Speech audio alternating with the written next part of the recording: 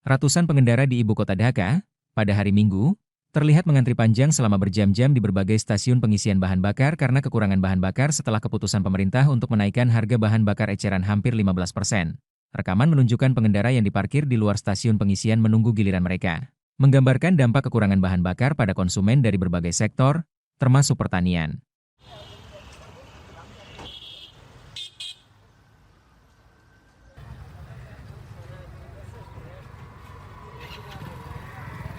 এর দাম বাড়ার কারণে আমাদের সবথেকে বড় যে সমস্যা আমাদের বাজারঘাট, তারপরে চলাচল, ভাড়া, এই প্রত্যেকটা বিষয়ের উপরে খুব বড় ধরনের একটা প্রভাব পড়ে।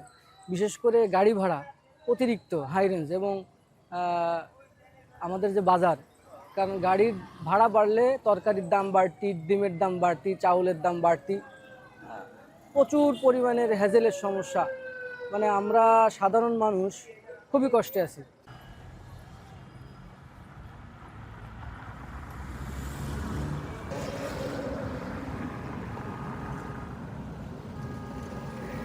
আমাদের যানবাহনের যে ভাড়াটা বেড়ে গেল, তারপর আমাদের ঘেরের যে এখন মৌসুমে, এই মৌসুমে আমাদের খুবই সমস্যা হচ্ছে, কারণ এতে তেলের দাম বাড়ার পরে আমাদের জনের দাম বৃদ্ধি পাচ্ছে, তারপরে এতে ব্যয় বেড়ে যাচ্ছে, আমাদের চাষিদের উপরে অনেক ক্ষতি সম্মুখীন আমরা হচ্ছি।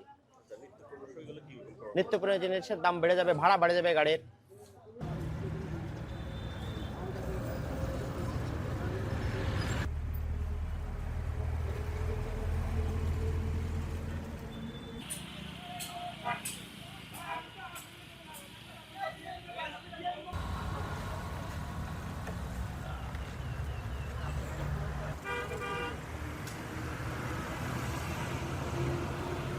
তো আসলে ভোগান্তি হচ্ছে প্রচুর পরিমাণে। এই যে আমরা সিরিয়াল দিয়ে আমাদের কর্মজীবনে যে আপনার টাইম লস হচ্ছে, আমাদের এসে সিরিয়াল দিতে হচ্ছে, তারপর তেল নিতে হচ্ছে, তেল তাও পাচ্ছি না, তেলের দাম বৃদ্ধি।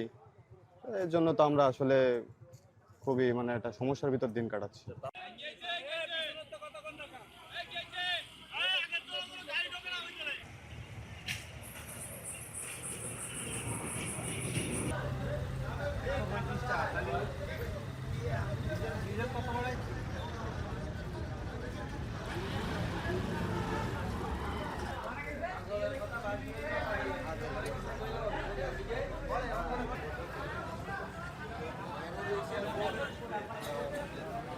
বেড়ে গেল, গাড়ি ভাড়া বেড়ে গেল, তারপরে আপনার ওই ট্রাক্টর দিয়ে আল শসাবো সে জায়গায় দাম বেড়ে গেল।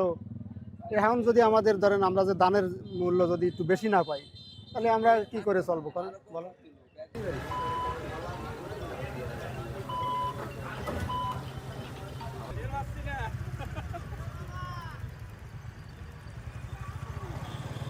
বিশেষ করে আমাদের যে ধান আছে, এই ধান মাড়াই করার ক্ষেত্রে যে প্রভাব পড়বে তার থেকে বেশি পড়বে যে আমাদের যে মাছ চাষের যে পুকুরগুলো আছে, ওইটা যখন আমরা সেচার ক্ষেত্রে ওইখানে আমাদের তেল লাগে, কিন্তু ওই তেল আমাদের খরচ হচ্ছে ঠিকই, কিন্তু আমাদের এই মাছের দাম কিন্তু সে হারে কিন্তু বৃদ্ধি হচ্ছে না।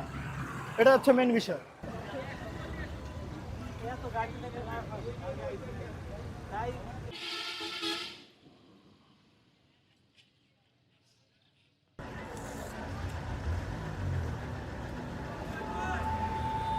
Jelajahi cara baru mendapatkan informasi. Download Metro TV Extend sekarang.